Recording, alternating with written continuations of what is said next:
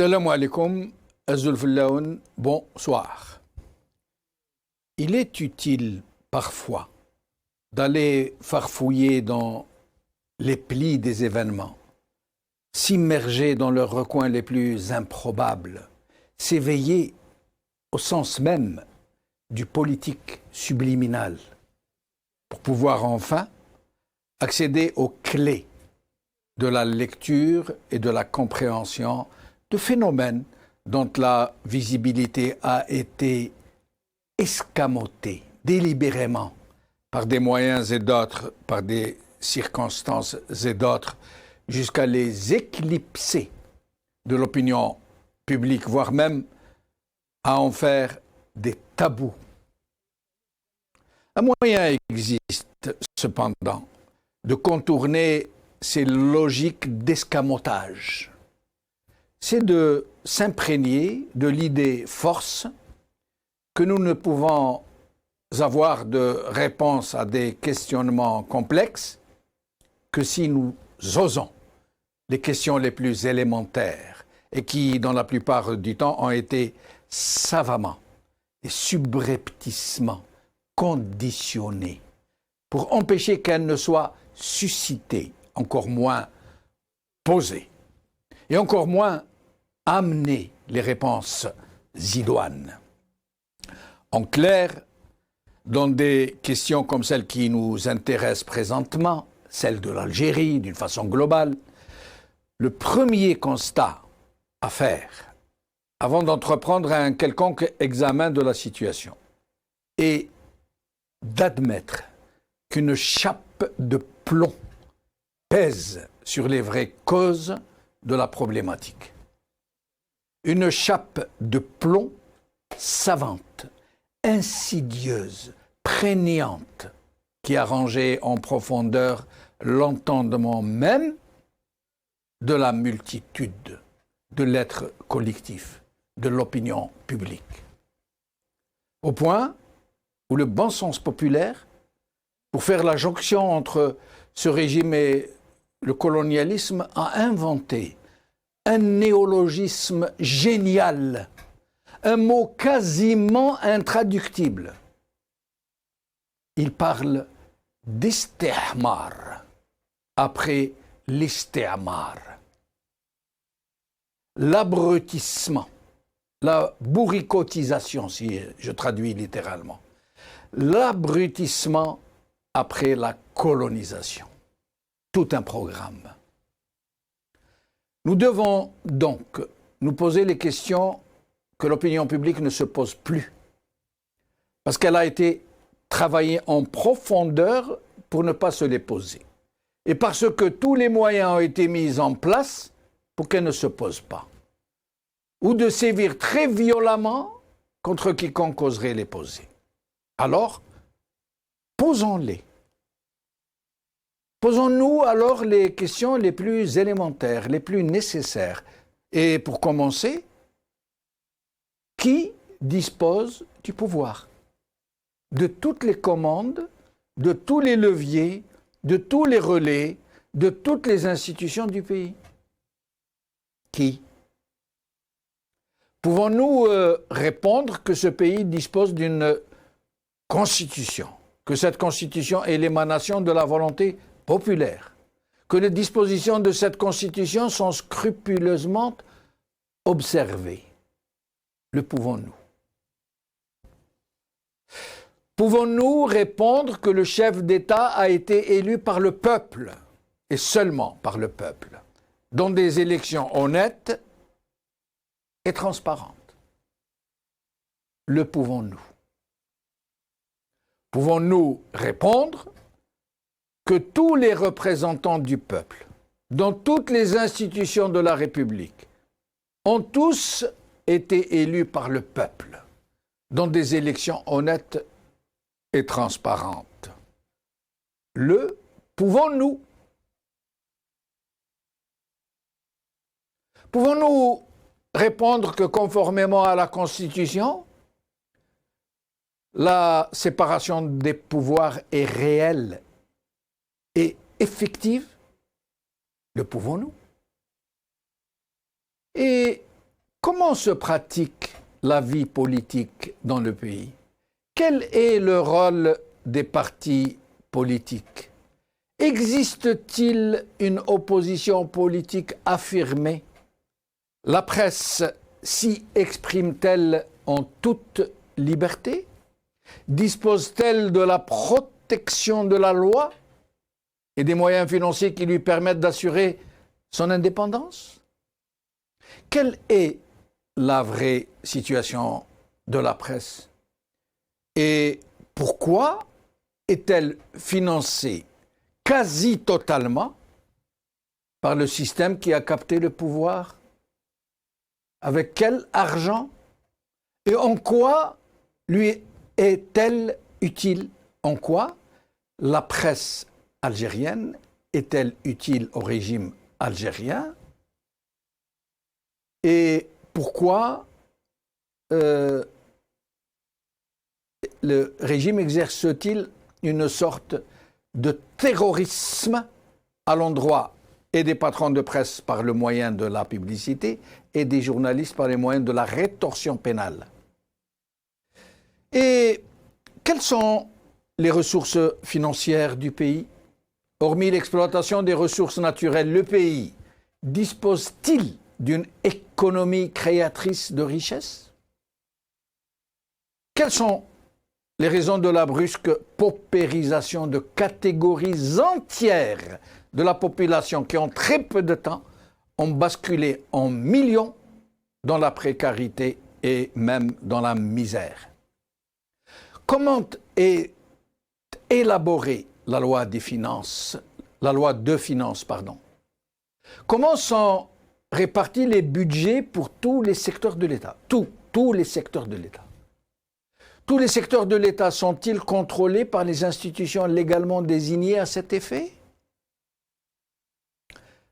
Voici donc quelques questions parmi les innombrables autres qui sont laborieusement glissées entre les plis de la perception publique, que la société civile ne se pose pas, que la presse ne se pose pas, que les partis politiques dits d'opposition ne posent pas, que les institutions ne posent pas, et pour cause, et là se trouve la première et la plus significative des réponses, tout simplement, parce que tout ce beau monde-là, toutes ces parties ne peuvent pas se poser ces questions, encore moins les poser, parce qu'elles ont toutes été, tout simplement, installées par le pouvoir, par les véritables décideurs politiques qui disposent de la totalité du pouvoir, installées en fonction de critères subjectifs et non dits, que tout le monde connaît par ailleurs. N'est-il pas vrai? Suis-je dans l'exagération? Je vous pose la question. Suis-je dans l'exagération en disant ce que je suis en train de vous dire? Est-ce que j'exagère ou est-ce que je déforme la réalité quand je dis que les partis politiques ont savamment été élaborés, filtrés, infiltrés et installés par le pouvoir? Est-ce que j'exagère quand je demande si toutes les institutions, la présidence de la République, le Parlement, le Conseil de la Nation, le Conseil constitutionnel, le Conseil d'État, la Cour suprême, le Haut Conseil de la magistrature, la Cour des comptes et toutes les autres institutions, entre guillemets, sont indépendantes? Est-ce que j'exagère que de demander si elles n'obéissent qu'à la loi et seulement à la loi? Et maintenant, pour tenter d'apporter un début de réponse à tout ça, encore qu'il faudrait des heures et des heures, des jours et des jours, des livres et des livres. Mais un début de réponse par des questions dont l'évidence est aveuglante et que pourtant personne n'évoque. Et là est toute la problématique, que personne n'évoque de toute la société civile, de toute la classe dite politique. Par exemple, l'armée n'a-t-elle pas été prise en otage par une junte, une poignée de généraux? Cette junte n'a-t-elle pas capté l'essentiel et la totalité du pouvoir dans le pays? Est-ce que j'exagère? D'autres questions subsidiaires, s'il en est, mais qui sont d'une importance cruciale.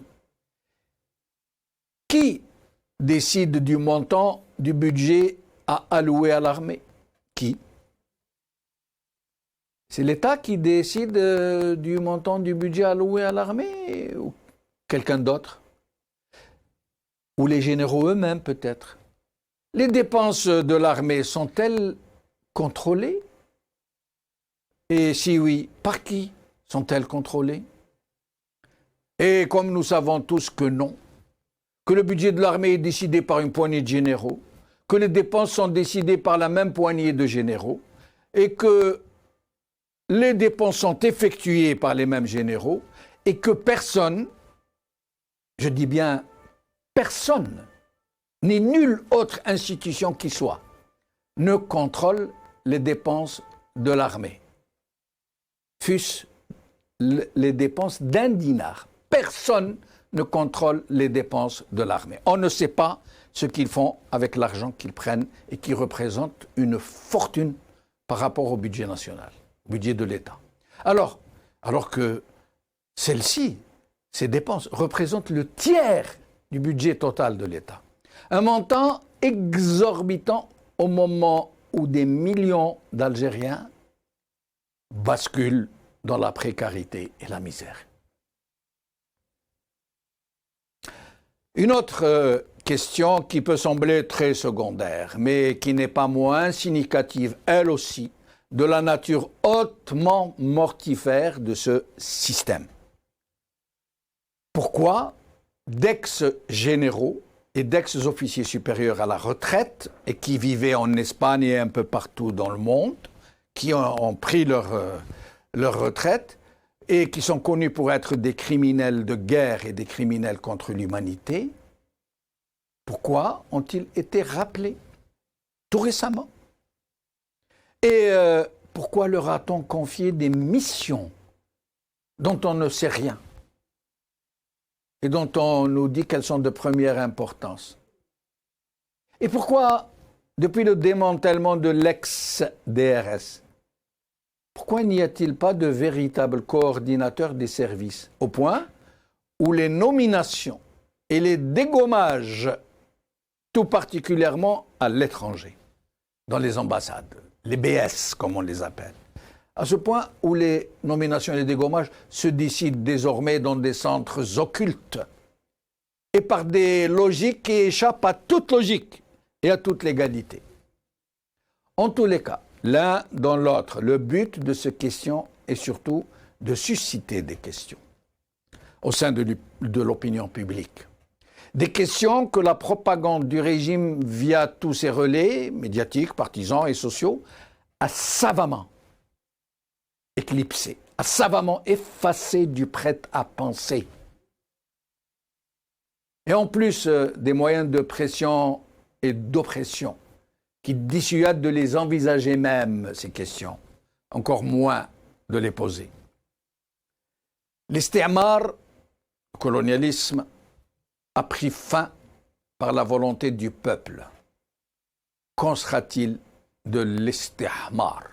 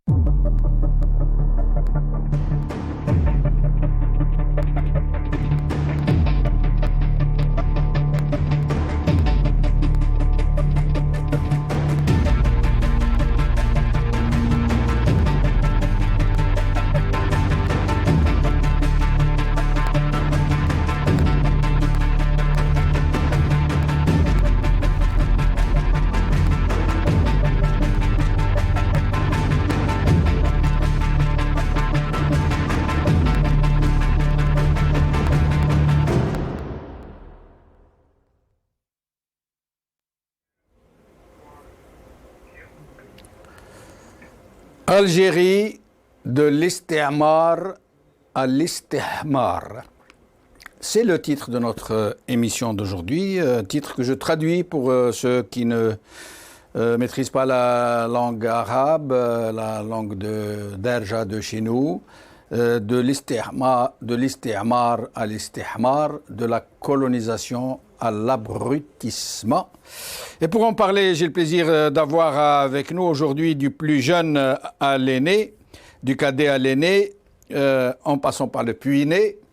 Karim Naïtou Slimane, analyste politique. Karim, merci d'être avec nous. Merci de l'invitation. Bonsoir à tous les téléspectateurs et téléspectatrices. Bonsoir aussi à mes amis d'Eidir et d'Abrahim. Merci. Idir Ounouren, analyste politique depuis Paris. Idir Ounouren, merci d'être avec nous. Bonsoir Monsieur Rensnouf, merci pour votre invitation. Je salue mes deux amis par ordre décroissant. Ah oui, aujourd'hui, oui. Karim. Brahim Younsi, ancien cadre du MDA de 82 à 88 et néanmoins analyste politique. Brahim Younsi, merci d'être avec nous. Merci à vous. Bonsoir à tous. Bonsoir aux téléspectateurs. Vous m'avez trahi un peu, c'est Jamal. Parce que les téléspectateurs croient que mon aîné, c'est Karim. Ben voilà, on a inventé la mèche. Eh oui. Voilà. Alors je dis bonsoir à Karim et je suis content de le revoir parmi nous. Il nous a fait faux bond plusieurs lundis et on l'a regretté. Et puis un grand salut à mon ami Idir. Merci. Alors, Brahim Younsi, d'abord, vous pensez que j'ai exagéré avec le titre de l'Istimar à l'Istihmar? Enfin, si vous appliquez ce mot d'Istihmar à une catégorie, à une coterie qui tient le pouvoir, je serai entièrement d'accord avec vous. Parce que cette coterie, non seulement crée le mal... Brahim Younsi, je me permets de vous interrompre. Brahim Younsi, oui. Je me permets de vous interrompre pour une petite précision. Oui. Dans le titre, la signification du titre, quand je parle de l'Istihmar, c'est un mot actif, pas passif. Je ne parle pas des gens qui ont été abrutis, mais je parle de la tentative d'abrutissement au lendemain de l'indépendance. Normalement, quand les libérateurs du pays arrivent, ils trouvent leur peuple en piteux état après des siècles d'oppression, d'occupation de toutes sortes. Et la première des choses à faire, c'est une révolution culturelle pour lui permettre de se libérer, une catharsis, d'aller le soigner avec des soins intensif, j'allais dire. Or, ce qui a été fait, c'est que tout a été fait pour abrutir les populations et pour qu'elles restent dans le même état d'esprit que lorsqu'elles étaient colonisées. C'est ce que je voulais dire. Et je vous laisse poursuivre. Pardon pour l'interruption. C'est parce que, effectivement, dès l'indépendance, c'est la question du pouvoir qui s'est posée. Alors qu'il eût fallu, comme vous dites, et c'est tout le programme qui était, pardonnez-moi de parler comme cela, tout le programme qui était le nôtre dans le mouvement pour la démocratie en Algérie à partir du début des années 80. C'est-à-dire que tout le programme reposait sur la question de la culture et la question culturelle est d'une importance capitale et vous avez bien fait de la soulever. Seulement, à l'époque, effectivement, à partir de 1962, le verrouillage a commencé, et je n'ai pas de honte à le dire. Le verrouillage a commencé parce que, il faut le dire, et ça c'est à la décharge, malgré tous les aléas, toutes les violences qu'il y a eu, à la décharge de ceux qui avaient pris le pouvoir à ce moment-là, parce qu'ils étaient tenus de respecter, parce qu'ils s'y étaient engagés, le programme de Tripoli. Et le programme de Tripoli a finalement créé, peut-être vais-je atténuer un peu le mot, mais je l'utilise quand même, a créé un monstre, un parti unique qui a été tentaculaire, alors qu'il fallait aller, et vous l'avez dit, aller vers une conception, entre guillemets, culturelle de la société algérienne. Et cela est vrai. Vous savez que, parce que vous avez parlé d'institutions, lorsque l'on parle d'institutions, on parle en général de la nation. Et nous sommes en plein dans la nation, à partir du discours qui a été le vôtre, des propos qui ont été les vôtres. On parle de la nation, on parle de l'État ou de l'État-nation. Et nous sommes dans le sujet. Et ce que vous venez de soulever à travers la culture, c'est que les institutions qui ont été établies n'ont pas été effectivement... Oui, on vous écoute. Elles ont été fondées sur la loi, sur la légalité entre guillemets. Elles manquaient de légitimité, cela est vrai, mais elles n'ont pas reflété, les institutions qui ont été mises en place n'ont pas reflété les valeurs de la société, c'est-à-dire les valeurs culturelles de la société.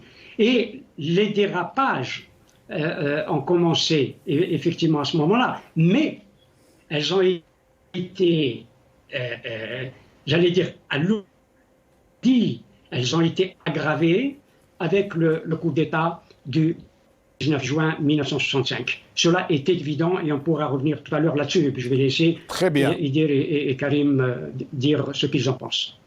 Très bien. Alors, je rappelle qu'hier, 14 mars, c'était la journée nationale des personnes handicapées. C'est tout ce que le régime a consacré aux personnes en situation de handicap.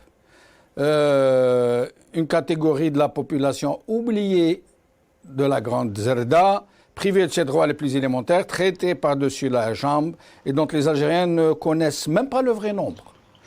Puisque comme celui des chômeurs, celui des personnes des prises en charge à l'étranger et autres domaines du genre, celui des personnes en situation de handicap est un secret d'État quasiment. Nous y reviendrons demain ou après-demain, Inch'Allah. Mais Idir, même question, suis-je tenté de vous poser, est-ce que le titre de l'émission est exagéré? Non, il n'est pas exagéré. Je pense que tous les Algériens normalement constitués adhéreront à ce titre, parce que c'est vrai qu'il y avait une politique délibérée d'abrutissement de la société algérienne qui sortait d'une longue nuit coloniale, parce qu'il ne faudrait pas se résumer simplement à la révolution armée de novembre, c'est de 1830, et là il faudrait des dizaines d'émissions pour condamner toute la violence coloniale, de l'armée coloniale et de l'ordre colonial français sur les populations algériennes. Brahim a parlé de la nation, la révolution culturelle aurait dû être menée, c'est vrai. Mais ça a été un des gros problèmes durant même le mouvement national, où cette question s'est posée, où il y a eu de grands dirigeants qui ont dit que l'Algérie ne sera ni le Caire, ni Washington, ni n'importe où, je veux dire. Il fallait qu'on redéfinisse notre nation à ce moment-là. Et les rapports à la sortie du congrès de Tripoli, qui, faut-il le souligner, n'a pas été clôturé. C'est vrai que le programme politique a été voté, je dirais, à la hussarde. Brahim pourra m'apporter la contradiction, comme d'habitude, que j'accepterai volontiers. Mais surtout, il a montré toute la... Il faut qu'il y a eu un coup d'État contre le GPA. Et ça, il faut le reconnaître. Ensuite est arrivé donc le scrutin portant autodétermination, ensuite l'installation de M. Ben Bella, il y a eu quand même une assemblée constituante qui a été élue, et on sait très bien ce qui est advenu par la suite. Ce qu'il faut retenir de cette période-là, c'est qu'il n'y avait pas d'État algérien au sens État. Le proto-État, c'était l'armée. L'État n'était pas organisé, mais l'armée était organisée. Moi, je pense qu'il faudra refaire un flashback sur tout ce qui s'est passé de manière apaisée, et parce que les problèmes ont commencé là. Ensuite, il y a eu le groupe de Tlemcen, le groupe de Tizi. Il y a des phénomènes historiques où l'ensemble de nos jeunes devraient être initiés et comprendre. Maintenant, ce qu'il faut dire aussi, il y a eu de la répression aussi. On peut parler de milices à l'époque, on peut parler de beaucoup de choses. Mais ce qui compte, c'est que la politique, que je dirais d'abrutissement, oui, elle a continué. Elle a continué de nombreuses années. Mais a-t-on fait le bilan aussi de la politique culturelle de M. Boumedienne? Quels sont les effets? A-t-on fait le bilan de la révolution agraire? A-t-on fait le bilan de la révolution de l'industrie industrialisante? Avons-nous fait le bilan de la charte nationale quand 4 grandes personnalités disaient que l'Algérie n'avait pas besoin de charte nationale, mais plus besoin d'une constituante? Il faudra, je pense, à mon sens, et modestement, c'est qu'on reprenne le fil des événements et qu'on puisse, à partir de toutes ces politiques, où il y a eu des politiques à la hussarde, où il y a eu des coups de force, dont le coup de force contre M. Ben Bella, dont plein de choses, et aborder ces questions afin d'assainir ce passé. Une fois qu'on l'aura assaini, nous aurons les matériaux en fonction de ce que nous vivons aujourd'hui pour vraiment rentrer dans ce que j'appellerais ça une culture démocratique, et que le pays puisse reprendre le plein pied dans cette démocratie, dans le développement, dans l'aspect culturel, dans la vie, tout simplement. Restez avec nous et dire, alors je rappelle que nous commémorons aujourd'hui l'assassinat de Mouloud Ferhoun, Rabbi Rahmou, assassiné le 15 mars 1962 par l'OAS. En guise d'hommage, je lirai à la fin de l'émission la fameuse lettre de Mouloud Maamri, la lettre post-mortem adressée à Mouloud Ferhoun après son assassinat donc par l'OAS. Karim Naït Ousliman, alors avant de vous donner la parole, j'aimerais vous raconter une petite anecdote. C'était dans les années 70, lors de l'inauguration d'une mairie, je crois, ou de quelque chose comme ça. Alors il y avait les autorités, un très haut personnage de l'État, dont je tairai le nom. Alors quelqu'un, un monsieur, un ancien moujahid, s'est approché de ce responsable et lui a dit « Vous allez inaugurer cette mairie ?» Il lui a dit « Vous avez remarqué que la hauteur des guichets, le niveau des guichets, vous savez pourquoi ils ont été faits aussi bas au point où l'administré, quand il vient régler ses problèmes et s'adresser à l'administration, il est obligé de se plier en deux comme ça pour pouvoir parler au préposé qui est derrière. Il s'agenouille quasiment, il se plie en deux. Il lui a dit, vous savez, est-ce que vous savez l'historique de ces guichets? Il lui a dit non.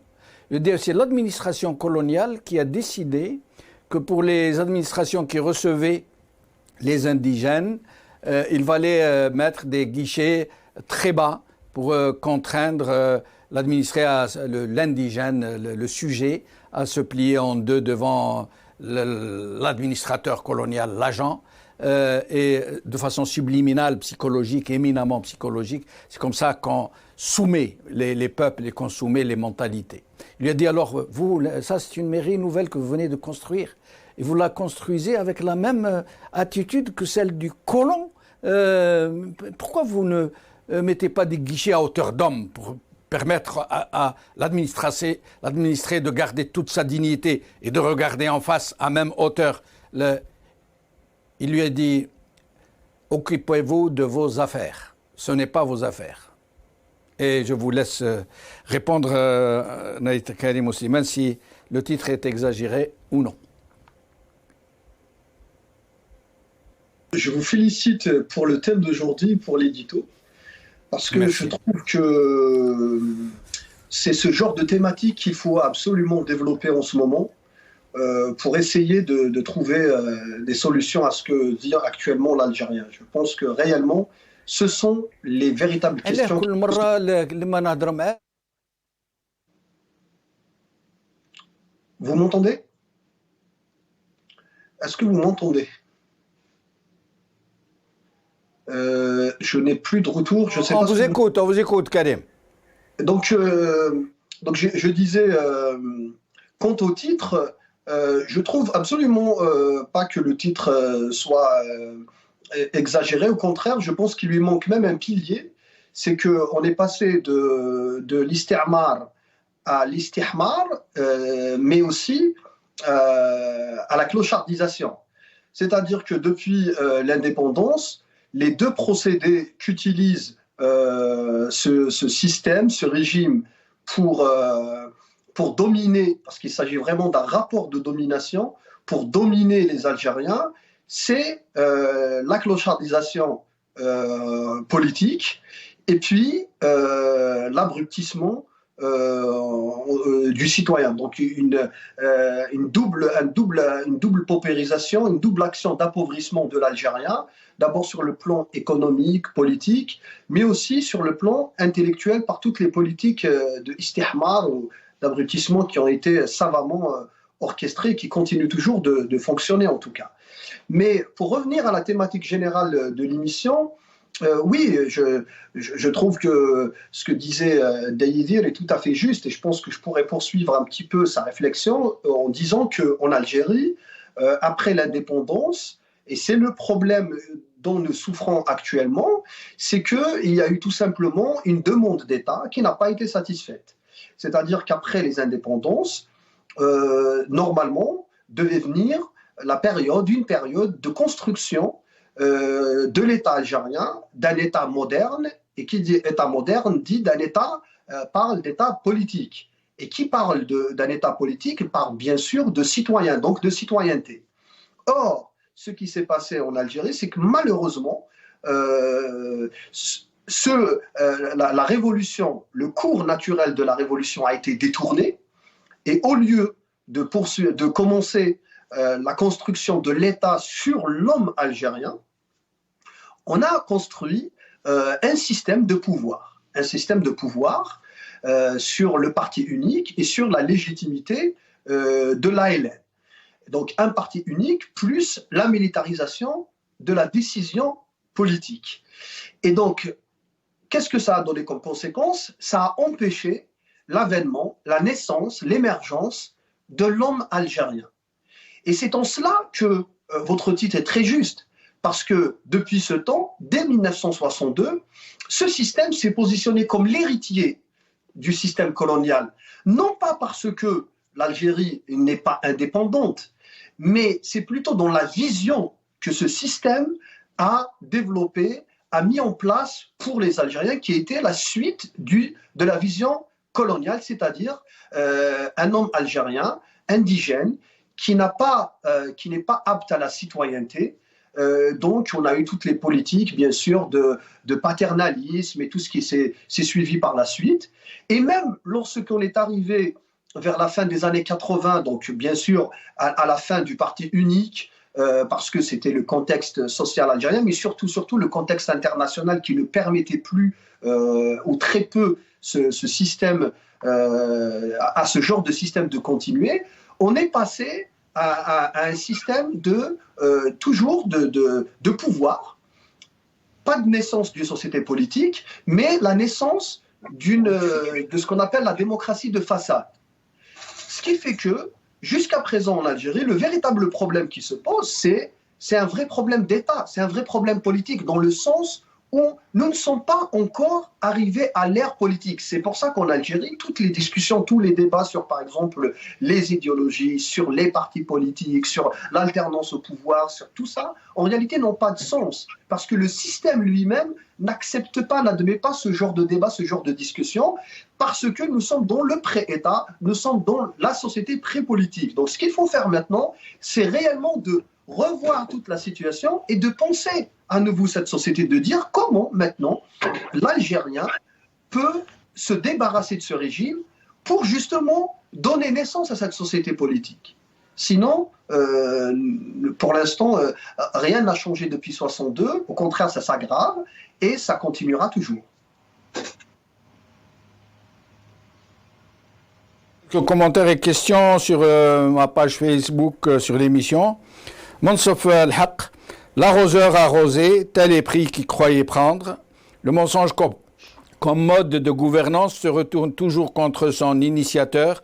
À quoi bon présenter un plan d'action et un programme pour son mandat et finir par l'oublier dans les tiroirs? Aucune décision prise actuellement ne figure dans le fameux plan d'action présenté devant les déboutés. Brahim Younsi,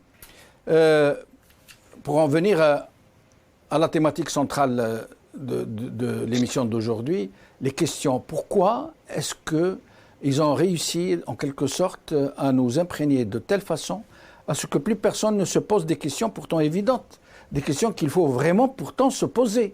Plus personne ne les pose, ni la classe politique, ni la presse, ni la société civile dans son ensemble, au point où on dirait que nous sommes imprégnés, ça s'est banalisé dans notre tête, des outrances absolument ahurissantes qui ne nous inquiètent plus, qui ne nous interpellent plus. Je vais en poser une pour l'exemple. L'armée. Là, plutôt la junte, cette petite poignée de généraux qui ont pris l'armée en otage. Ils ont décidé d'allouer à l'armée le budget le plus faramineux du pays. C'est en temps de paix. 30%, plus que 30% du budget de l'État. Alors, c'est eux qui décident du montant à allouer, c'est eux qui dépensent. Il n'y a pas de séparation des tâches. Et c'est eux qui se contrôlent eux-mêmes. Personne ne contrôle. Pas un centime. Personne ne sait ce qu'ils font avec cette fortune pendant des années, à un moment où des millions d'Algériens crèvent de faim. Alors la question, Brahim, pourquoi personne ne se pose cette question? Pourquoi vous ne la trouvez nulle part, ni dans la presse, ni dans les partis politiques, ni même dans la rue, ni même parmi les citoyens, les uns avec les autres? Pourquoi a-t-on réussi, comment ont-ils fait pour réussir à occulter de notre perception, de notre entendement, la capacité de poser une question pareille, qui interpelle, qui est gravissime? Je crois que les Algériens, en tout cas la population, me semble-t-il, en tout cas quand je parle avec beaucoup d'Algériens ici ou en Algérie, cette question revient incessamment. C'est la question majeure qui est posée, c'est toujours le rôle de l'armée et comment l'armée en est arrivé à cette situation. Je voudrais tous rapidement dire deux mots sur ce que Edir et Karim ont dit. Parce que nous sommes à quelques jours de l'anniversaire, du 60e anniversaire des accords d'Évian. Et vous savez que les accords d'Évian était tout un programme, à savoir que les accords d'Évian nous obligeaient à un certain nombre de choses. Pour revenir à chaque fois à ce coup d'État, à mon avis, comment dire, fantasmé, c'est mon point de vue, de 1962. Pourquoi je dis cela? Parce que d'abord, les accords d'Évian ont obligé, je dis bien obligé, à ce qu'il y ait un exécutif. Et un exécutif, c'est un gouvernement. Et vous le savez mieux que d'autres, certainement, que cet exécutif a été mis en place et c'était Abdelrahman Fares qui le présidait. Et c'était un gouvernement qui avait des pouvoirs relativement larges, sous l'autorité... Rocher Noir, si je ne m'abuse. Rocher Noir, Boumerdes. À Rocher Noir, à Boumerdes, exactement. Donc, il y avait cette question de l'exécutif. provisoire dont les missions étaient des missions sécuritaires, des missions économiques et des missions d'organiser d'abord le référendum. Et c'est la mission qui était dévolue à l'exécutif, qui était un véritable gouvernement. Et puis, les accords d'Évian, et cela ce n'est pas Ben Bella qui les a signés, ni les 5 qui étaient à la prison, en prison. Et même Ben Bella était contre les certaines décisions des accords d'Évian. C'est le fait que le FLN soit reconnu parti légal.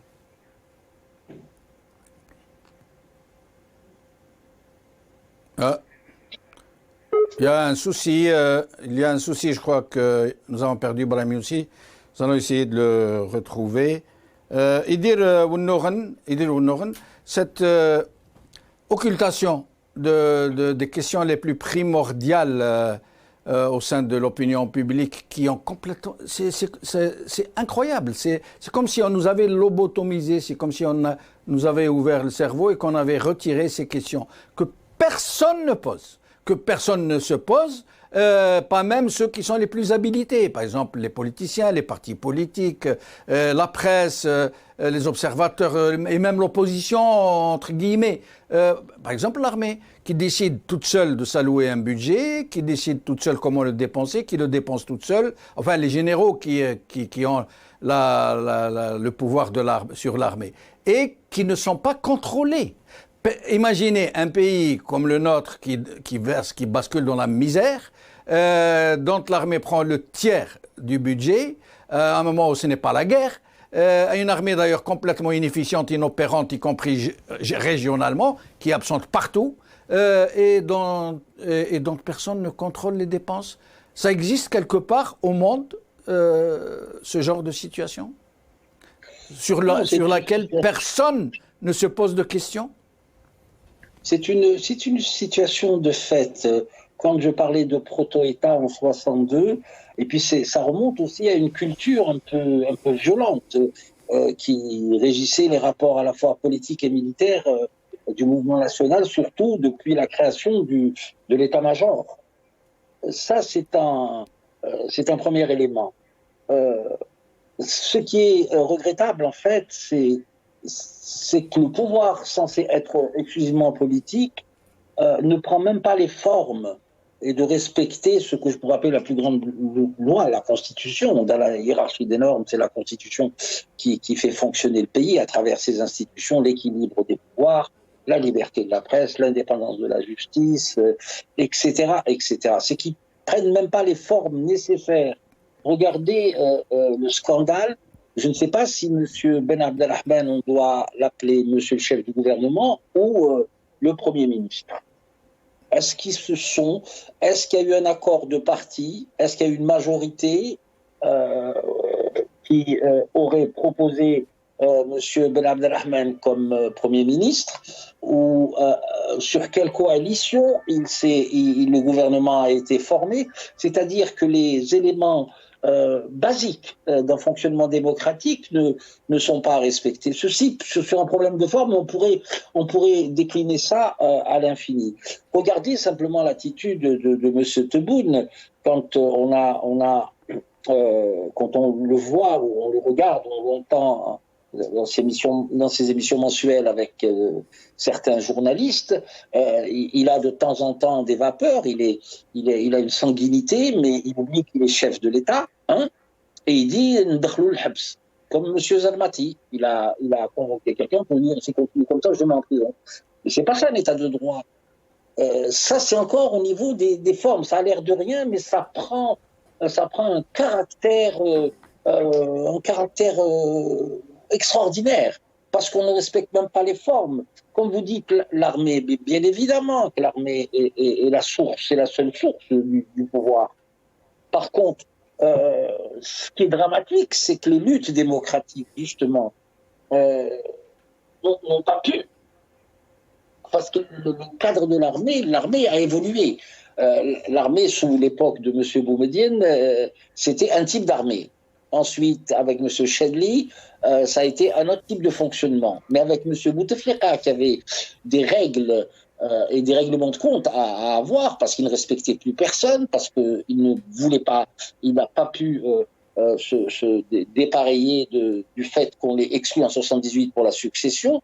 Il a humilié tout le monde, il a atomisé tout le monde, il n'a pas respecté les institutions, d'autant que nous avions une embellie financière. On aurait pu reconstruire, comme l'a dit Karim tout à l'heure, un pays dans le cadre de la citoyenneté bien comprise, refonder la nation et construire un État, disons, moderne et acceptable par tous, avec des règles bien précises qui auraient structuré à la fois le champ politique, le champ sociétal et le champ culturel et le champ économique aussi.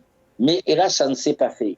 Par rapport à l'armée, mais l'armée aujourd'hui bénéficie d'avantages énormes. Il ne faut pas oublier, moi je l'avais dit il y a 2-3 ans sur votre plateau et avec vous, en disant que l'armée est une institution à part, c'est un État dans l'État.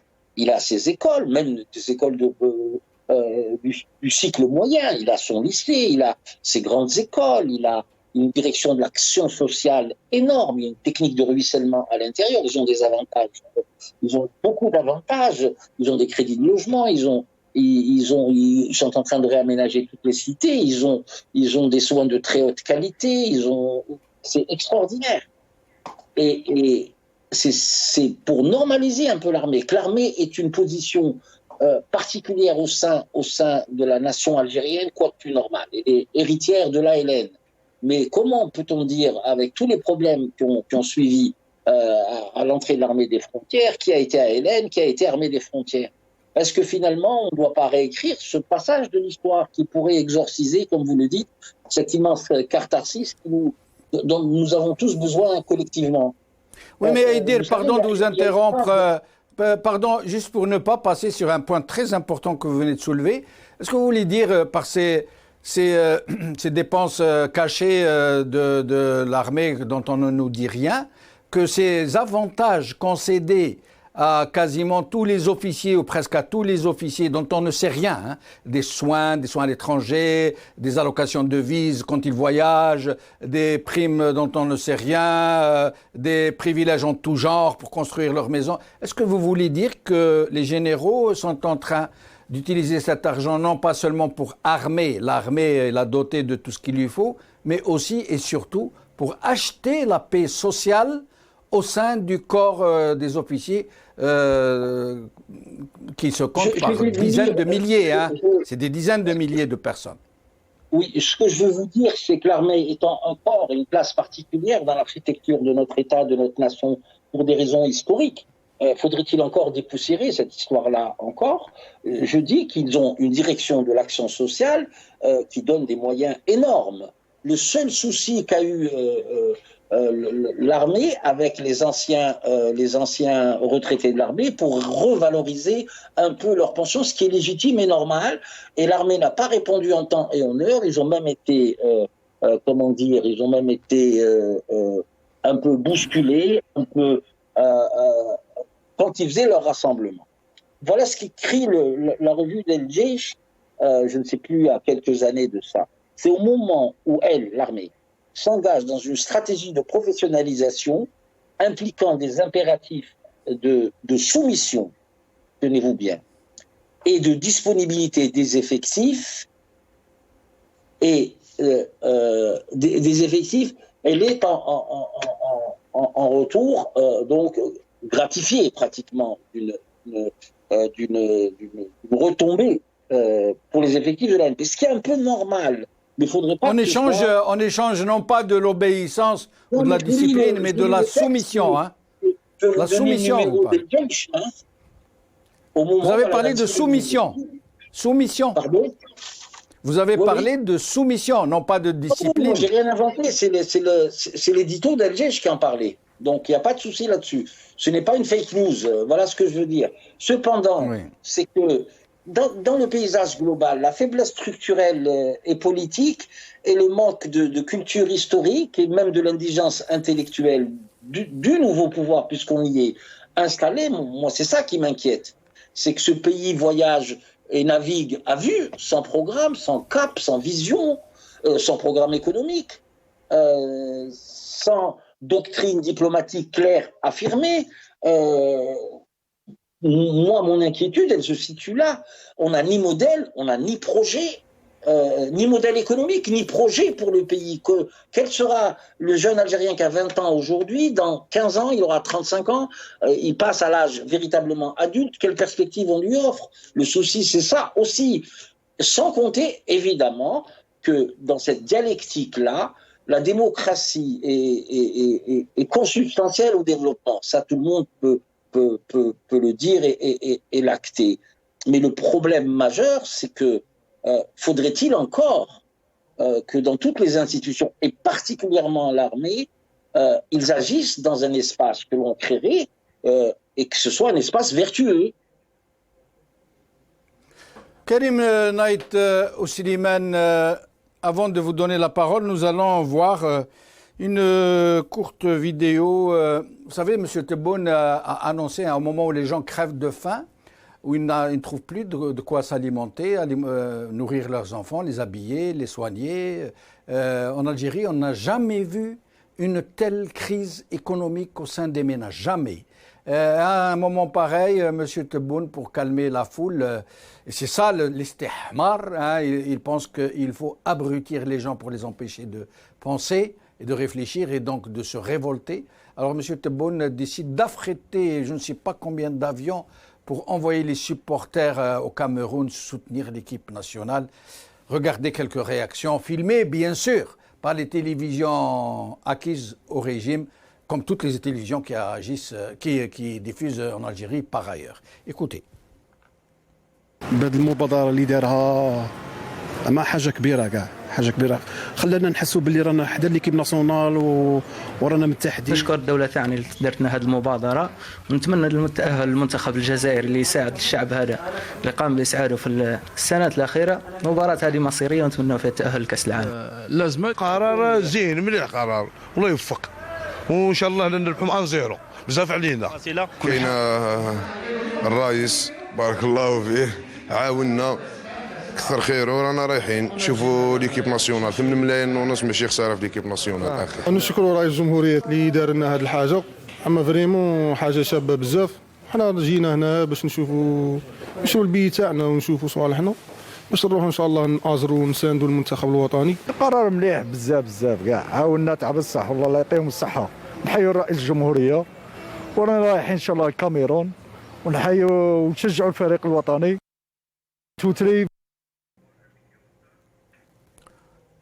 Panem et circenses, donnez-leur du pain et des jeux, comme on disait dans l'Empire de Rome, pour faire oublier aux foules leurs problèmes et leurs tragédies. Nous allons encore écouter quelque chose du même genre et puis nous donnerons la parole à Karim. بون المبادره اللي يدير فيها رئيس الجمهوريه بون انا اللقطات اللي راه يدير فيهم الرئيس تاع زعامه راه دير لقطات راه كل خرجه يخرج لنا خرجه شابه زعما انا فرحانين به راه يبين لنا باللي كيما كان يهضر هذوك الهضره اللي كان يهضر فيها راه يطبق فيها زعما انا نشوفوا بعينينا الرئيس الله يعطيه الصحه. انا بون بور مو انا الرئيس تاعنا يساعدني تحيه تبون خويا الرئيس تاعنا يساعدني خويا راه يجي فيها غير حبه ما يبقاش يسقط كلشي خطره واحده. وبول ما خص الطياره زعما لا اش نقول لك لقطه شابه درتها لنا شا ولا زيد عاون ماذا بيك زيد عاوننا حنا ما عندناش باطل نروحوا باطل ما فيها وبين ساندو تاعنا هذه مباراه غمض عين وحل عين ونستناو وحنا نفرحوا كيما انت درت لنا لقطه حنا ثاني غنديروا لك لقطه نفرحوك ان شاء الله. انا شفتها في التلفازه عجبني ونشكره بزاف والله يكثر خيره والله يطول في عمره ورانا مساندينه حتى اليوم القيامه ورانا معاه انسان زين بزاف ونطلب منه باش يزيد يخفض لنا هذا البي تاع الطياره باش الشعب كاع ينجم يروح. سيدي الرئيس نطلبوا منك طالب دير لنا الطياره باطل والماكله علينا والرقاد علينا ونرقدوا برا ما تغيدناش الشمس حرقنا ما تغيدناش بولفي نروحوا نشجعوا البلاد تاعنا ونشكرك سيدي الرئيس وخاصه الا درتها لنا. غادي نوجه رساله خاصه لفخامه الرئيس عبد المجيد تبون. شوف حنا رانا صابرين معاك في السراء والضراء. حنا يا شباب نقول لك نعرفوك من خلال الكلمات تاعك والوعود رانا معاك الله يكثر خيرك. تفكرت الشباب تفكرت المساكين ورانا صابرين معاك. بين وجه لك واحد الرساله سيد الرئيس رانا باغيين طياره دواله باطل ماكله علينا حنا نتحملوا رواحنا حنايا ندبروا رسالنا ماكله علينا حنا لي زارجيليا Karim Naïtou Slimane, nous allons parler de cette histoire des avions affrétés pour envoyer les gens oublier leur misère au Cameroun. Mais avant, la même question que j'ai posée à nos autres invités, pourquoi ces grandes questions sont-elles occultées alors qu'elles sont cruciales, qu'elles sont d'une gravité extrême? Cette histoire de budget de l'armée qui est décidé par les généraux, qui est dépensé par les généraux et qui n'est contrôlé par personne. Personne ne sait où va le tiers du budget de l'État qui est consommé au sein d'une armée dont on ne sait pas ce qu'elle en a fait. Rien. Et ils disent, parce que c'est un secret militaire. Or, ce n'est pas le cas aux États-Unis, qui sont autrement plus importants en termes militaires, et dont le budget est contrôlé par les représentants du peuple. Ce n'est pas le cas de la France, de l'Angleterre, de l'Allemagne, de toutes les démocraties du monde, les budgets et pourtant qui ont des secrets militaires. Mais leurs budgets sont contrôlés très scrupuleusement. À votre avis, pourquoi ne pouvons-nous plus nous poser ce genre de questions, voire même quand on les pose, pourquoi est-on l'objet d'attaques très virulentes qui vous fait passer pour un traître, pour un mercenaire qui cherche à démolir, à ravager l'armée qui défend le pays, qui défend les frontières, etc., etc. Tout simplement parce que poser ces questions, c'est mettre le doigt sur là où ça fait mal, sur la plaie.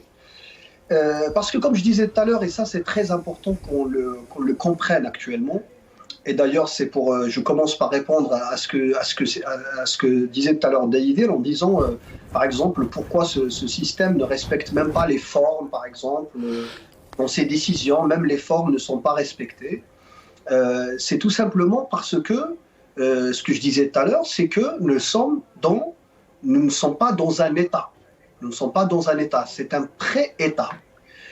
D'ailleurs, le problème en Algérie, il me semble, ne se pose pas d'une manière politique actuellement. C'est un problème qui se pose d'une manière anthropologique. C'est-à-dire qu'après l'indépendance, le système qui s'est construit n'a pas permis l'émergence d'un État politique avec un contrat social. Avec un modèle de société, avec une place pour le citoyen, un statut pour l'Algérien. L'organisation s'est faite sur plusieurs sortes d'atavismes et d'héritages un peu barbares, de tribalisme, de postcolonialisme, qui ont donné cette forme de pouvoir en Algérie. D'ailleurs, il est très étonnant, plutôt très intéressant de voir qu'en Algérie, lorsque les Algériens, et même lorsque les militants parlent, ou les observateurs parlent de ce système, parlent de pouvoir. Ils ne parlent pas, par exemple, comme on parle en France ou aux États-Unis, dans les pays un petit peu développés en termes politiques. Ils ne parlent pas, par exemple, de gouvernement, par exemple. Donc ils parlent de pouvoir, parce que c'est vrai. Parce que ce qu'il y a en Algérie, ce sont des rapports de pouvoir. Nous ne sommes pas encore arrivés à une société politique où on aura des rapports politiques. Nous avons actuellement des rapports de pouvoir entre clans, et puis selon la période, selon le moment, des clans prennent le dessus sur d'autres. Il y a des alliances, des systèmes d'alliance entre ces clans. Mais nous n'avons pas un État. L'État, en Algérie, il n'y a pas un fonctionnement d'État avec une certaine, quand même pour les formes. Donc c'est pour ça que, par exemple, poser la question sur le contrôle des budgets, par exemple le budget de l'armée, le budget de la présidence, les budgets des différents ministères, déjà, c'est commencer à aborder les véritables questions pour politiser le peuple. Donc le véritable combat actuellement en Algérie, c'est des actions de politisation des Algériens pour qu'ils se rendent compte à tel point ils sont dépolitisés, parce que si vous parlez de l'istihmar, le but de l'istihmar, c'est de dépolitiser le peuple. Et c'est pour ça qu'actuellement, par exemple, ce qui s'appelle président Tebboune, le désigné comme le savent tous les Algériens, c'est pour ça qu'il subventionne, les billets d'avion pour aller au Cameroun, supporter l'équipe nationale.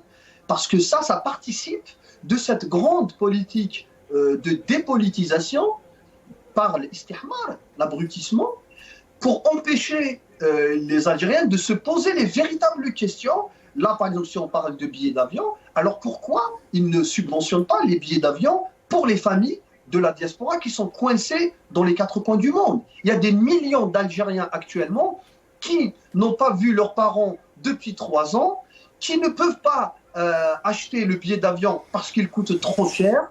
Et ça, ce n'est pas un scoop que je donne, tous les Algériens le savent. Il coûte trop cher déjà à l'unité, mais surtout, il coûte encore plus cher et ça devient presque impossible de l'acquérir pour des familles. Une famille de 4-5 personnes actuellement, d'Algériens qui se trouvent par exemple en France, doit dépenser en moyenne 5 000 € pour rentrer en Algérie. Et on sait très bien que les budgets des familles qui sont déjà alourdis par plusieurs charges ici en Europe, ne peuvent pas supporter un coût annuel de ce montant. Mais le Tebboune, ou ce qu'on appelle son gouvernement, ne subventionne pas. Ça ne peut pas avoir, parce que c'est déjà, ça ne rentre pas dans leur politique. Leur politique, c'est une politique de dépolitisation, donc d'abrutissement, pour empêcher l'avènement de cette société politique. Parce que lorsque le citoyen se rendra compte qu'il est en réalité un citoyen et non pas un sujet, non pas un indigène, qu'il a des droits et qu'il a des devoirs, là les choses vont changer en Algérie. Mais c'est ce rapport du citoyen avec le pouvoir qui fait qu'actuellement les questions politiques en Algérie ne sont pas pertinentes. Réellement posées, avoir un regard politique pour ce qui se passe en Algérie n'est pas pertinent. Allez voir par exemple les partis politiques, vous discutez avec les partis politiques, vous essayez de voir avec eux, ils vont vous faire des propositions pertinentes, c'est vrai, mais pour d'autres sociétés, dans d'autres cadres. Et c'est pour ça que toutes les initiatives, par exemple politiques qui ont vu le jour depuis le début du Hirak, par exemple, n'ont pas abouti. Non pas parce qu'elles ne sont pas bonnes, ça n'est pas ça.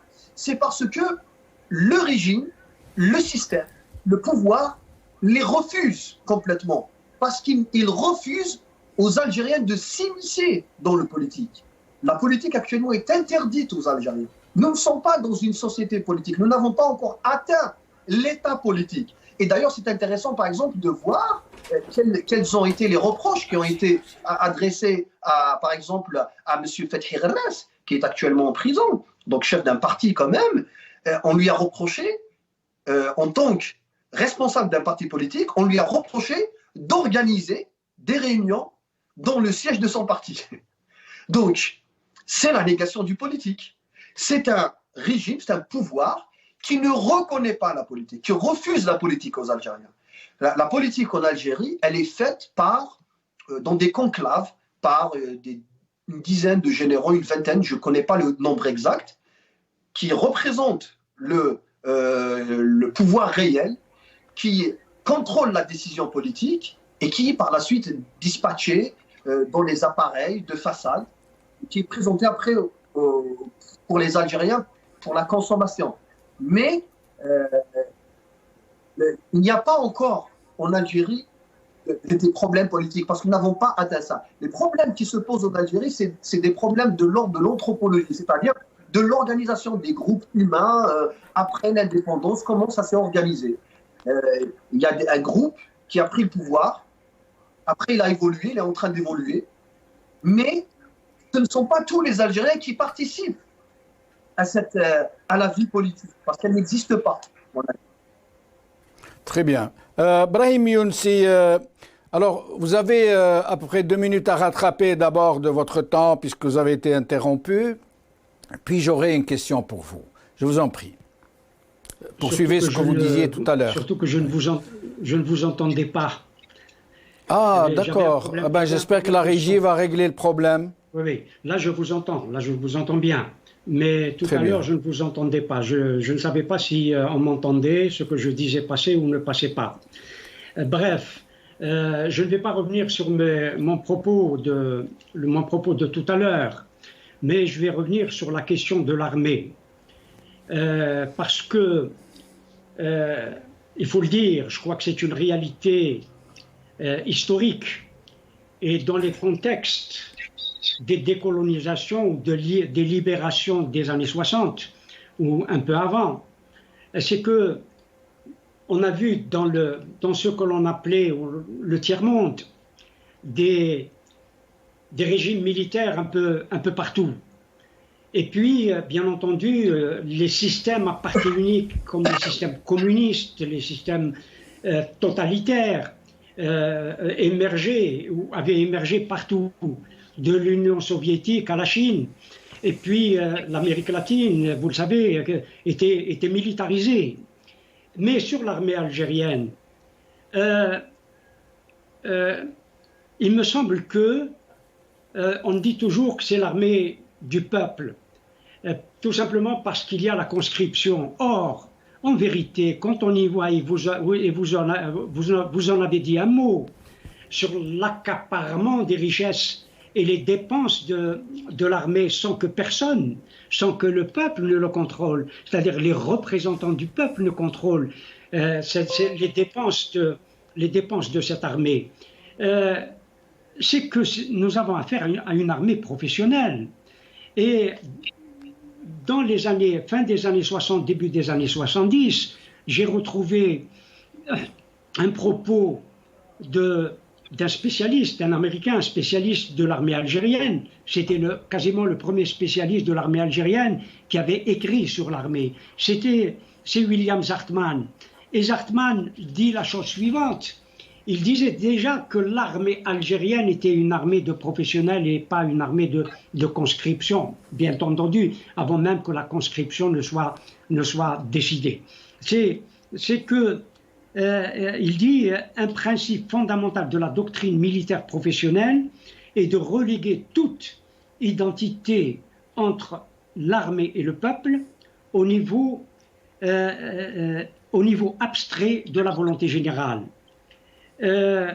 Une partie de la logique de l'organisation militaire est de couper les troupes des intérêts civils afin qu'elles acceptent les ordres de leurs officiers sans les remettre en question. C'est dire que l'armée algérienne répond encore aujourd'hui à cette description-là. C'est que l'armée, les officiers d'active, les officiers professionnels ont coupé la troupe du peuple à mains égards.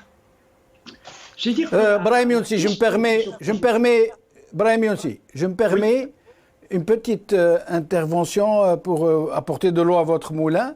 Moi, je me rappelle que dans les années 70, quand nous faisions notre service militaire, que dans le règlement on nous interdisait de faire la queue avec Chab, la chaîne. Quand vous allez par exemple prendre un ticket de train, vous n'avez pas le droit de faire la chaîne avec Chab, ou là vous passez devant tout le monde. Et moi ça m'a étonné, j'ai posé un jour la question, j'ai dit mais pourquoi même le simple soldat il ne fait pas la chaîne je me rappelle très bien. Il m'a dit non, ils ne veulent pas que vous vous mêliez au peuple, vous devez être considéré comme une entité à part, une entité qui peut réprimer, une entité qui est forte, qui ne se mêle pas à la populace. Je vous laisse poursuivre, Brahim. Oui, mais je suis totalement d'accord avec vous, nous sommes de la même génération. Les appeler pour aller à la plage, aux plages réservées, si vous voulez, à une certaine catégorie de la population, mettez pour passer, pour avoir les passe-droits, mettez leur casquette à l'arrière de la voiture. D'abord, ils n'étaient pas contrôlés, et ensuite, ils avaient droit d'aller sur les plages les plus réputées d'Alger. C'est dire qu'on a coupé effectivement l'armée, la troupe de la population, et ça dure encore aujourd'hui. Notre système est un système militaire, notre pouvoir est un pouvoir militaire, cela est vrai. Mais d'ailleurs, il ne le cache même plus, Brahim Younsi. Maintenant, il ne le cache plus, on voit l'armée partout. À la télé, il n'y a que les généraux qui parlent, qui inaugurent. Ils inaugurent même des piscines de quartier. Mais sinon, Brahim Younsi, pour passer à la prochaine question, cette occultation des vraies questions par les Algériens, par les politiciens, et la presse dans tout ça. Pourquoi la presse ne pipe mot sur ces choses-là. On n'a jamais vu un article de presse ou une émission de télé parler de ces choses, de demander où va l'argent que prennent les généraux, comment le dépensent-ils, pourquoi ne sont-ils pas contrôlés, pourquoi la presse n'a même pas osé. Elle n'a même pas osé. C'est pas qu'elle ait osé et qu'elle en ait été empêchée. Non, elle n'a même pas osé. Ou alors est-ce que c'est dans ses gènes, que c'est dans son disque dur que de ne pas aller vers de telles questions. Brahim Youssi. Je ne crois pas que ça soit dans les, comme vous dites, dans les gènes de la presse algérienne. Je crois que la presse algérienne est tenue en laisse depuis fort longtemps et elle ne veut pas se libérer de la tutelle du pouvoir qui lui donne les ressources dont elle dispose pour sortir les journaux et bien entendu pour vivre. Les journalistes vivent eux aussi, eux qui parlent souvent de la rente pétrolière. Moi je n'aime pas le mot de rente, mais ils vivent de la rente pétrolière aussi, parce qu'ils vivent, et leurs journaux vivent de la rente de l'État. Et en cela, ils ne peuvent que se soumettre au diktat du pouvoir, et le pouvoir est un pouvoir militaire. J'ai vu les images que vous avez passées tout à l'heure, les jeunes, que voulez-vous, qui félicitaient, enfin qui remerciaient celui qui fait office de président de la République. Mais vous le savez aussi bien que moi, les peuples ne vivent pas que de ce type, qu'ils ne vivent pas que de pain, parce que ça symbolise le pain, mais ne vivent pas que de pain. Le pain et les jeux. Le pain et les jeux. Pardon? Le pain et les jeux. Oui, Panem oui, mais et ne vivent pas que des pains et les jeux. Ça, c'est la Rome que nous connaissons.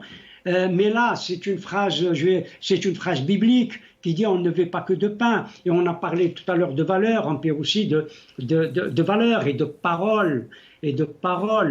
C'est dire que cette jeunesse, qui certainement certains des jeunes que nous avons vus tout à l'heure aller manifester, ont manifesté le 22 février 2019.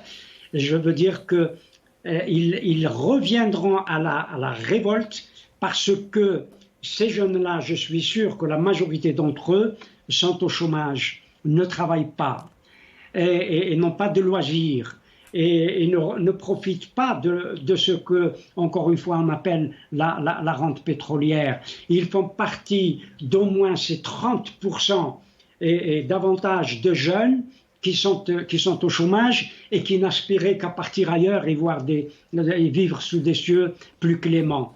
C'est dire que tout cela, c'est éphémère. Il ne faut pas croire que la population algérienne a changé du jour au lendemain et qu'elle accepte un régime qui lui ne permet pas de vivre dans un pays démocratiquement géré. Et on revient à la question du budget militaire. Le budget militaire dans toutes les démocraties est banalement, si vous me permettez le mot, est banalement contrôlé par les représentants du peuple à l'Assemblée nationale ou au Sénat quand il s'agit de bicaméralisme. Or, il n'y a que dans les pays totalitaires, les pays autoritaires, où l'armée, on le voit en Russie aujourd'hui, où l'armée n'est pas contrôlée, où l'armée a des passe-droits. Vous pensez qu'en Russie, le budget militaire n'est pas contrôlé? Je ne crois pas que le Parlement russe contrôle l'armée russe. C'est une question intéressante. Nous essaierons de nous renseigner sur la question. Le rôle de la presse dans tout ça, à un point scandaleux, à un point, j'allais dire, impudique. Rien du tout sur cette question. La presse algérienne est totalement absente. Non seulement sur ce point, mais aussi sur des points connexes. Par exemple, les commissions faramineuses sur les armements, qui les prend, où elles vont. La question de à quoi sert tout l'argent qui n'est pas dédié à l'armement et dont on dit, comme vous l'avez précisé vous-même tout à l'heure, qu'il sert à acheter la paix sociale au sein du grand corps des officiers, de tous les officiers, y compris subalternes, et la presse qui ne dit mot, rien, idée. Ce que si vous me permettez une petite 30 secondes à peine pour revenir sur le problème de l'armée, il ne me semble pas qu'il y ait dans le monde un pouvoir politique qui contrôle totalement et entièrement l'armée. Il s'agit d'un juste équilibre, d'une espèce de modus vivendi qui, dans les schémas d'évolution et dans leur périmètre d'évolution, arrive à trouver le juste milieu. Mais la condition, c'est la démocratie. La condition, c'est que les deux, c'est-à-dire l'État, les institutions et l'armée comprise, travaillent en toute transparence et évoluent dans un cadre vertueux. Voilà, j'en ai terminé. Alors, pour vous donner encore une fois ce qu'a écrit El Jaish, parce que c'est important, il a écrit ceci. Au moment où elle s'engage, l'armée, dans une stratégie de professionnalisation impliquant des impératifs de soumission, de mouvement et de disponibilité des effectifs durant toute la période d'activité. Après, il dénote tout ce que... ça s'est fait sous le défunt général Kneizia vers 2006-2007. Par rapport à la presse... qu'est-ce que vous voulez que je vous dise? À partir du moment où c'est la police politique qui distribue les budgets de publicité, qu'est-ce que vous voulez attendre d'une presse comme celle que nous avons? Nous avons de brillantes plumes. On peut parler de journalistes libres, mais pas de presse libre. Parce que ce modèle-là, tel qu'il a été conçu, participe un peu à une espèce de violence qui rentre dans le cadre aussi de la répression, de la soumission, etc. Parce que la répression, les emprisonnements, les menaces, c'est des éléments constitutifs d'un schéma de violence élaboré, planifié, assumé. Sans compter sur les violences sociales que l'on vit, les violences économiques, les violences culturelles de type Badissia Novembria.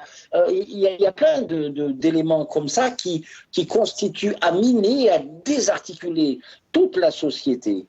Évidemment que la presse a un rôle primordial, pédagogique à faire sur la société, qu'elle soit d'expression francophone ou arabophone. La faiblesse structurelle et politique, à la fois du pouvoir et à la fois d'une grande partie du peuple algérien, parce qu'on ne lui a pas restitué son histoire, on ne lui a pas fait comprendre, vous avez dit l'Estihmar, je crois que c'est une question fondamentale, il faudra revenir là-dessus. Rappelez-vous, quand il y a eu des micro-trottoirs, un ami me disait, quels sont ceux qui ont déclenché la révolution, et il y avait des noms extraordinaires, il y avait l'émir Abdelkader, il y avait je ne sais plus qui encore. Donc c'est tout. C'est un chantier énorme qui s'impose à nous tous. Et à partir de ce moment-là, si nous n'avançons pas avec vraiment de la mesure, et sans passion encore une fois, mais essayer de restituer notre histoire et la restituer à notre jeunesse, tout simplement. Très bien. Karim Naïtou Slimane, vous avez le mot de la fin sur la presse, si vous le voulez bien, sinon le sujet qui vous semble le plus indiqué. Écoutez, sur la presse, je vais passer très vite, mais le problème de la presse en Algérie, c'est le problème de toute la société algérienne. Tant qu'il n'y a pas de liberté, on ne peut pas avoir une presse libre. Et d'ailleurs, même dans les sociétés dites libres, la presse n'est pas tout à fait libre. Il n'y a pas la liberté de la presse n'existe pas. Il y a la presse d'opinion, il y a la diversité de la presse, oui, de l'opinion. On voit par exemple, là, je vous donne pas un scoop, mais là en France, il y a quelques jours, et en Europe complètement, des chaînes de télévision, Arte et toutes les chaînes liées à la Russie ont été fermées du jour au lendemain, sans décision de justice. Hein, parce qu'elles avaient un point de vue différent par rapport au conflit en Ukraine. Donc, la liberté de la presse est liée à la liberté d'opinion. Donc, il est lié aux libertés fondamentales de la société. Dans les sociétés dites démocratiques, il y a quand même une certaine liberté d'opinion. Donc, on permet la diversité d'opinions. Hein, d'où l'activité politique, parce que l'activité politique, elle est basée sur la différence. La politique, c'est la différence. En Algérie, c'est le parti unique. Il n'y a pas d'opinion différente. Il y a une seule, c'est un mot d'ordre, c'est ce que dit ce régime. Voilà ce qu'il y a. Il n'y a pas, donc on ne peut pas être divergent. Et pourquoi? Parce que c'est une opinion aussi militarisée, c'est une logique militariste. Et c'est normal, lorsqu'on voit le fonctionnement des armées, ça fonctionne par ordre. Et lorsqu'on n'obéit pas aux ordres, c'est de la désobéissance, voire de la trahison. Et ce n'est pas anodin d'ailleurs de voir comment sont traités les opposants politiques en Algérie, sont traités tout simplement de traîtres, parce que ça correspond à la vision militariste du pouvoir algérien. Donc, la lutte en Algérie, la véritable lutte, la révolution à faire en Algérie, c'est cette révolution pour aller vers la société politique. Et c'est pour ça que ça doit passer par une constituante, ça doit passer par un contrat social. Il faut qu'absolument les Algériens comprennent actuellement que nous devons rompre complètement avec ce régime et le changer radicalement. Et c'est là où réside la radicalité. La radicalité, ce n'est pas de la violence, au contraire, c'est une radicalité justement d'opinion. C'est une radicalité d'une vision. Nous voulons une Algérie politique, une Algérie citoyenne, où tous les Algériens auront leur place pour en jouir de leur liberté individuelle et collective, et où l'Algérie pourra commencer à se construire. Mais maintenant, malheureusement, nous avons une Algérie qui est empêchée. Karim Naïtou Slimane, merci beaucoup. Brahim Younsi, merci beaucoup. Ediroun Nourn, merci beaucoup. Merci beaucoup à vous, chers amis. Mais avant de vous quitter, j'aimerais, pour rendre hommage à notre cher et très estimé Mouloud Ferhoun, lâchement assassiné par l'OAS le 15 mars 1962, j'aimerais lire tout simplement la lettre de Mouloud M'amri à Mouloud Ferhoun après son assassinat par l'OAS. Je n'ai rien trouvé de mieux que de lire cette sublime lettre. Mouloud, cela me fait drôle de parler de toi comme si tu étais mort. Comme si une giclée de balles imbéciles pouvait t'avoir arraché de notre vie. Sous prétexte qu'elle t'avait, un matin de mars 1962, stupidement rayé du paysage. C'était le dernier hommage de la bêtise à la vertu. Mais, vieux frère, tu en as connu d'autres. Tu sais, toi, que pour aller à Irilzmen, de quelque côté qu'on les prenne, les chemins montent. Et puis après, tu sais aussi que les hauteurs se méritent. En haut, des collines de Hadrar Nef, on est plus près du ciel. Du paysage, ce sont ceux qui ont craché leur rage en 12 balles 6 secondes qui ont disparu, rayés, parce qu'ils n'avaient pas assez de sang généreux dans les veines, assez de rêves fous dans les yeux pour y demeurer. En parlant de nous, ils disaient les Arabes. Et dans la moue de leurs lèvres, ce n'était pas une désignation, c'était un verdict. Mais nous, Mouloud, nous savons que ce ne pouvait pas être autrement. Ils avaient tout cela, mais il leur manquait l'essentiel, la terre et le sang. La terre, il l'a rudoyée à force.